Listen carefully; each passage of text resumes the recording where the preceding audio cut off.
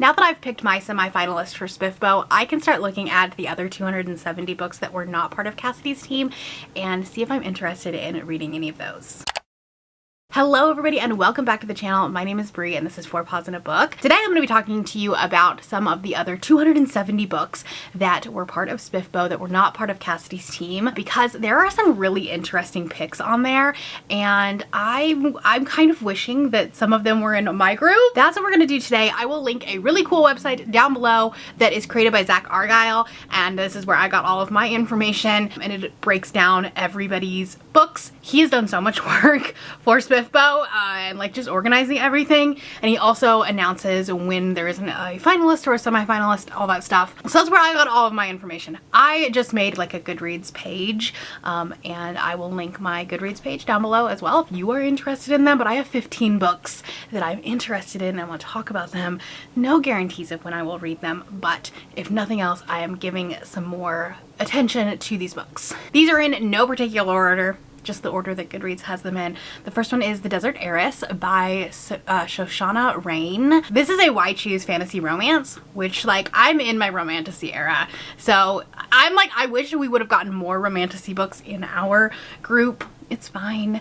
But this one, the first off the cover, gorgeous, stunning. This says, nothing will stop Liz from regaining her family's power, not even the 3 tempting men that stand in her way. The Sunrose is lifeblood, a magic plant with the ability to grant people greater abilities. Sale of the plant is strictly forbidden, its growth restricted to only farms owned by the Empire Shipping Company. Her family has been cut off for over a century, forced to advise but never lead, and when the government cracks down on an illegal export, Liz is ready to seize her chance to run the syndicate smuggling it. So the 3 men are rivals, which sounds intriguing. It's the first book in the 7-star Empire series, a slow burn, male, female, Why Choose second world fantasy with steamy scenes, a guaranteed HEA at the end of the series. Here for this, also again, cover stunning. The Desert Heiress was a part of Philip Chase's blog and has already been eliminated. The next one is A Circle of Stars by Craig Montgomery. This is actually a YA, like sci-fi fantasy, like genre blend,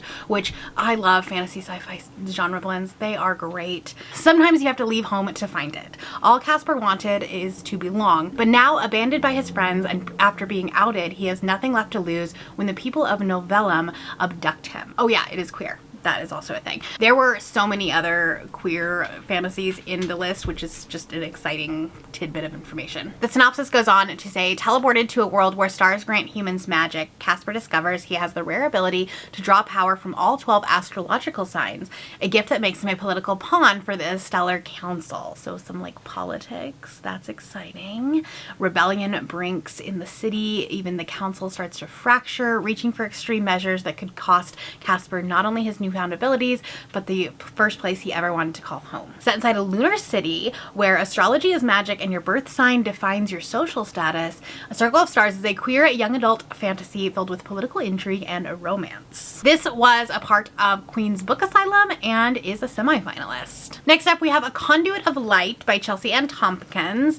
This is the first in a series. It's also part of Philip Chase's blog and is still in the running as of filming this anyways. 20-year-old Ash Ara is forced from her home as payment for the cure that healed her city. She will train to become a conduit, wielding magic for the good of the Isle in Felgren Forest, led by the very man who took her. She refuses to go quietly, however, taking every opportunity to show Baron Heimlin that she does not intend to stay, no matter how powerful her magic appears to be. But when a closely guarded secret is revealed, she cannot deny her role as the forest savior any longer, nor her newly ignited passion for Heimlin's successor.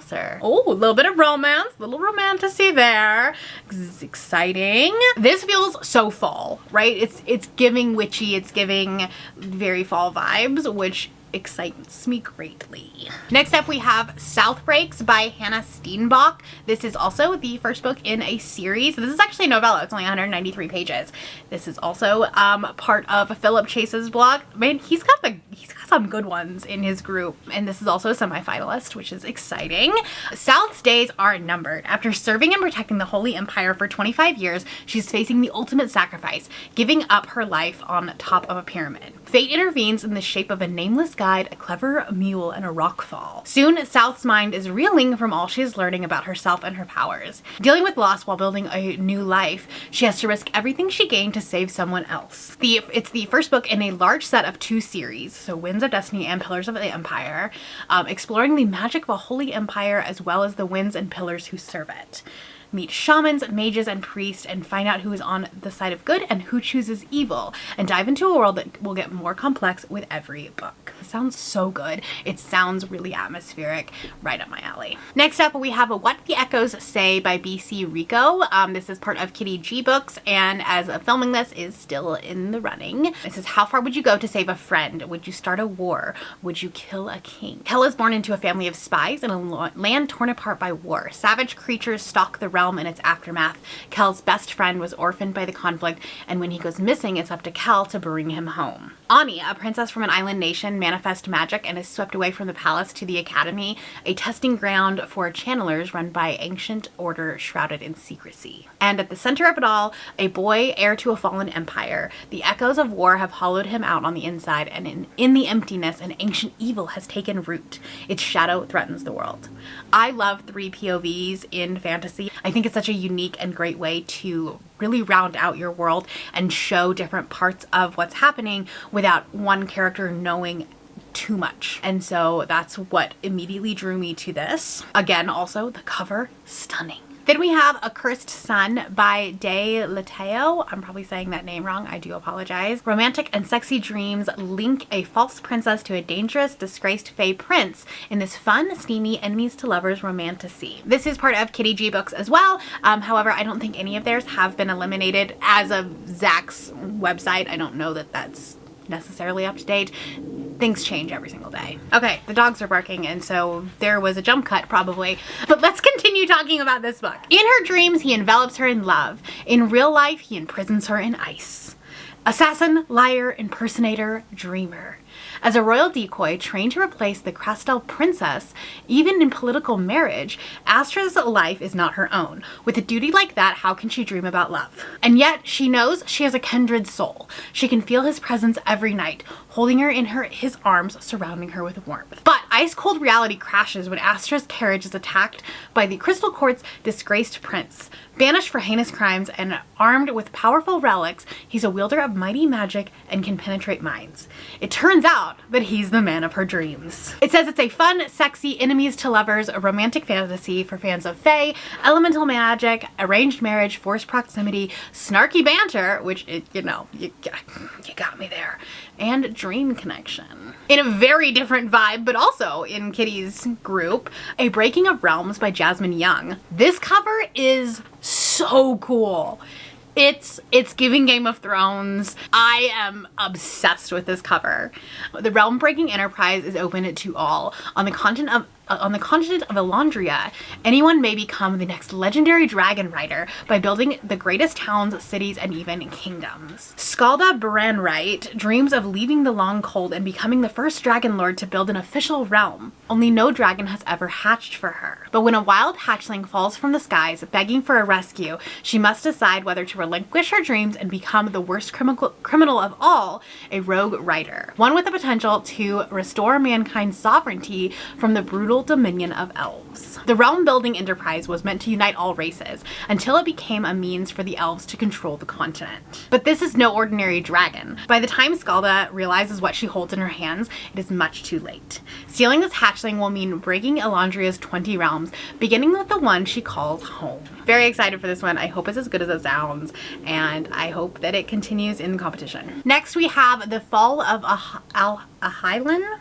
I'm probably saying that wrong, by Samantha Shea. This is the first in a new series. It's a young adult high fantasy. It is a part of Fantasy Faction and is still considered in the running. Forced to flee her kingdom, an elvish princess prepares to return and reclaim her birthright with magic, blood, and steel. When the elvish kingdom of Ahilan is attacked, Princess Zaur Ristiel, I'm very bad at saying fantasy names today, is forced to flee. Her mother always told her, when there is war, prepare for death, but she didn't listen. lesson. Now she finds herself woefully unprepared for the challenges ahead, until she meets Torin, a spellcaster who is vowed to protect her. As Zaur travels with Torin, using her handmaiden's name as an alias, two more heroes join their circle. Cactus, a warrior from Zaur's kingdom who has sent aid to her, and Ulrich, a bard who has seen too many of the world's evils. Zaur has no choice but to trust and let the others in, as she will need their help pursuing the powerful enemy that has destroyed her kingdom. This sounds like it might have some found family, which is great for young adult fantasy. It's something that I really enjoy. It's got rebellion. I'm here for this. Next up, we have Children of Rima by Miriam Yvette, and this is also part of Fantasy Faction and is still in the running. Celestials, light versus darkness, enemies to lovers. A secret identity hides the truth, but what happens when it becomes a cage? The irritable and uncommitted Lucan Greystone has to live under an alias, his true self hidden in a human body. No one can know he's a celestial of the cosmos, as those were the wishes of his mother before she was taken. But when a murder attempt sends Lucan to a small town, he must depend on the Harrow family to trek the long, perilous road back to his friends, all while suffering Elaine Harrow's company, the town's heathen who nearly killed him. Elaine Harrow wants to undo the wrongs of her past, even if that means fulfilling a vow of marriage and leaving her romantic life in the hands of another. Upon meeting Lucan, she finds his existence a danger, yet he's always the one who rescues her, even when he can barely stand her. When Elaine discovers one of Rima's children ensnared in darkness, the journey may be more than they bargained for. This is gonna have enemies to lovers. It says it's a dual POV dark fantasy adventure, and it's gonna probably have like maybe an only one horse trope, which like I'd be here for. Enemies to lovers, grumpy sunshine is kind of the vibe that I'm getting. I could be wrong, but like irritable, that's giving grumpy sunshine. Also, again, I don't know what it is about some of these covers. They're stunning. When I was looking at these books and kind of doing my first pass, I definitely did it based off of covers first. I did end up like looking at the synopsis for all of the books, but the ones that really like stood out to me with the covers, I definitely like took a little bit of a closer look. So am I judging a book by its cover? Yes, but we all do.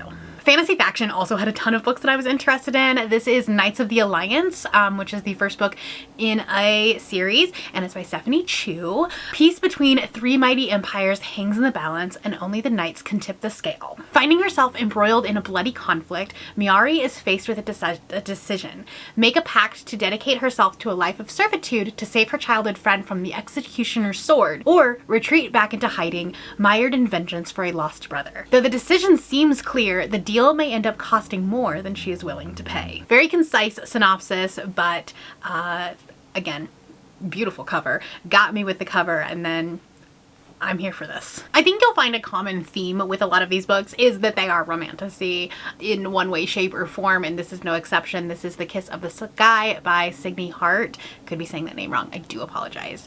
This is part of Captured in Words group, and it is still in the running. She thought reclaiming her home was the only thing that mattered, until she met him. Mirth's mission was simple: infiltrate the dreaded human city and retrieve an artifact that could change the tides of war. As a Sylvan, born of the forest, she would do anything to save her people. But when she is caught by an arrogant human mage, her plans spiral out of control. Trapped behind the stone and copper walls of the city, Mirth has to find a way to obtain her target without giving the mysterious and enticing man watching her every move a reason to ensure she never escapes, even if she's beginning to wonder if she wants to leave at all. It says it's the first book in the Song of the Sylvan series, an epic fantasy with strong romantic elements that features a world conquered by forest and a war between humans and non-human Sylvan people. Slow burn enemies to lovers from opposite sides of the war. Here for that again. Beautiful cover. Also in Captured in Words group is Speak the Ocean by Rebecca Enzor. When the mermaid performers at Oceana Marine Park turn violent and attack their handlers, it's Finn Jarvis's job to euthanize them. The work is dangerous, and he botches his latest assignment, causing the death of two additional and expensive mer. His dream of becoming a superstar trainer seems lost until a newly caught mermaid offers him the opportunity to prove himself. Erie isn't just any mermaid. She's an ocean princess that's been ripped from her home. She doesn't know what the landfolk want from her, but she's determined to learn air words and find out. Alone and voiceless, she watches as the other merfolk are broken into submission, but Erie refuses to be subjugated. To avoid the fate of Oceana's other mer and eventually make it home, she needs to make the crowds love her as something more than entertainment. it. This kind of feels like it's a Little Mermaid retelling, but also with like Into the Drowning Deep vibes. I don't know. It sounds interesting. It definitely has a sci-fi element to it, obviously, with it being like this like marine park, but obviously mermaid is pretty fantastical. This one says on Goodreads that it's tagged as young adult. On Amazon it did not have a young adult tag on it, so I'm not really sure. Maybe these are in an order because these are all like from the same group, so maybe it is in the order that I've like just assigned them to the shelf. I don't know. This is The Dragon Thief by Blake Penn and Raven Penn. You say dragon book, I am immediately interested. Asher of Steel Rim is an outcast dragon rider who steals from the nobles and helps save what remains of his family. But when one particular job catches the eye of a band of magi outlaws, they want to recruit him for his biggest job, to steal a true dragon egg. It might be the opportunity he's been waiting for, not just to gain riches, but to get revenge on the head of the mage hunters, the Black Valkyrie. It says it's the start of a new Dragon Rider epic, combining the best of Aragon and The Last Airbender with the hard magic of Brandon Sanderson, which is such a weird combination of stories, but you got me intrigued. This one, like I said, is in Captured in Words group. It is still in the running. The last one from Captured in Words blog, so I had 3 from theirs, is Chihoma's Faded. Probably saying that wrong. I don't know how to pronounce this. I'm gonna have to figure this out. Choma. I don't know how to say that in English. That's okay. By Jeffrey A. Smith. This is also still in the running. Every 20 years, the Red Count Choma lights up the night sky. Every 20 years, the Emperor Shakuriam Valade must fear for his life. Me and fantasy words are just not working today. Thraugslathar was meant to be the chosen one. Born under the comet, he was fated to defeat the Emperor and end the Shakuriam's reign of terror before it began. Leaving his family when he was 10 years old, he trained with an ancient order of monks and embarked on a quest to find 10 powerful Lexphor rings set on fulfilling the prophecy. He failed. For 19 years, Thaug has been trying to forget his failure at the bottom of a flagon. With 1 year remaining before the return of Choma, he is offered a chance at redemption. Thrust upon a journey the length of the empire and beyond, can he find the 10th ring, recover what has been taken from him, and face Shakuriam Valide under the red light of the comet, or is it already too late? This one says it's YA, at least on Amazon. On Amazon it has a YA tag to it. You know, we love a failed chosen one. That's always exciting. And then the last one that is on my radar is Princess of the Broken by Jasmine K. Swinburne. Now this is part of Before We Go's blog, and it has already been eliminated, but as we have seen with reading my books, everybody's reading taste is super subjective, and just because it doesn't work for one person doesn't mean it won't work for another, which is why I love the way that Cassidy does hers, because 2 people are reading it, 2 chances at a semi-finalist. And so just because it didn't work for the official competition doesn't mean that I will not love it. Who knows? This is a dark fantasy romance. It's definitely a romantasy. I think it's dark. The cover is giving dark. Princess Raylan has spent the best part of 14 years isolated and alone, locked inside a tower, told it was for her own good, for her protection. Darkness rides inside her, an endless battle against the light powers of her kingdom. A child born with the never wavering magic of the sun and the moon, the first in 300 years. There are those that would hunt for her gifts, destroy her without hesitation, but that is the last thing on her mind when she flees her stone prison. Thievery has become second nature, but after being caught inside the palace gates, Raylan is given a choice, a chance at a new path. There's just one catch. She must live among the royals of Sorel and play the part of another princess entirely. When her protector uncovers her secret escape, she gives Raylan a new task. Find her long-lost heirloom, a pendant made from the black obsidian. With that, Raylan can do what she has always longed for, go home and reunite with her family at last. Deception is a dangerous game, and around her, secrets and lies burn to ash. No one can be trusted, not even herself. Romantasy. I don't know where the romantasy part is coming in here because we didn't really talk about another person. I don't know. We'll see. It sounds really interesting. So those are some of the books that I am interested in that were a part of Spiffo 10. If you have been following along with this competition, let me know a book that you are interested in, whether or not it is still in the running or if it has sadly been eliminated. Like I said, you might still find a favorite from the books that are eliminated. And let's be honest, of the 300 said 299 of them will eventually be eliminated. You might still find a great book. If you want to see my semifinalist announcement for Cassidy, I will leave the video right here.